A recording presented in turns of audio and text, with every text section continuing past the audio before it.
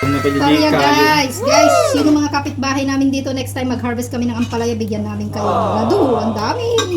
Nagbunga na yung mga tinapon naming mga seeds. Kaya ayan. Promise. Alam nyo guys, baka itong nakuha namin is nasa $50 na sa Central sa Filipino shop. Oh my God. Ang mahal kasi ng mga ano dito. Malunggay, ampalaya. Grabe, parang gold. Guys, yung tinanim naming mga ampalaya, i-harvest na namin dito sa aming hacienda. Hacienda. Ala, apay dyan mo tinanim.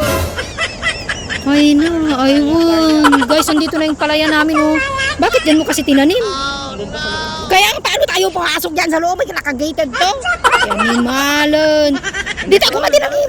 Dito ako matinanim. Tingnan mo tangaw! Ang dami ko! Ang dami ng kasanuta nga i-harvest. Okay, Nina.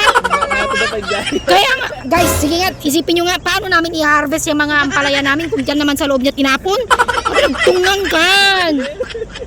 Timau yung tawa siya ng tawa sa kalukuhan niya. Asyenda nga. La, hatakin natin. Sinalgan. Wala ang tag... Kaya pupakawan. Oh, hampo pa yung nga mailusot tiimak. Ang liit pa ng kamay ko, hindi ko pa may... Alam man, mailusot. Ilusot ka? Baka ang tumayluwar. Kaya, hindi din. Oh. Ya, ala ka nilusot di makun. Dandanag na, nilusot ka. Ba, agin na hawakan mo. Hawakan mo video. Ano na ilusot na yung kamay ko. Yan guys, Pagkatakaw di Paria.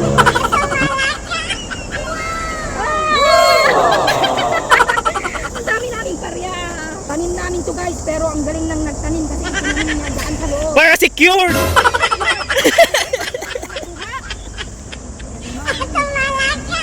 Ano? Ayun, nagbantitan. Nagtatakaw!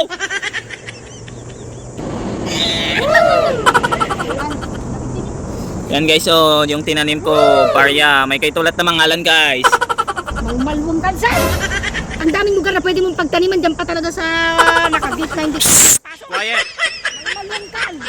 Quiet! At least nakakuha ka. Yay! Ang dami namin ang palaya, guys. Ang ampalaya. Nagbunga na rin ang aming palaya. Oh my God.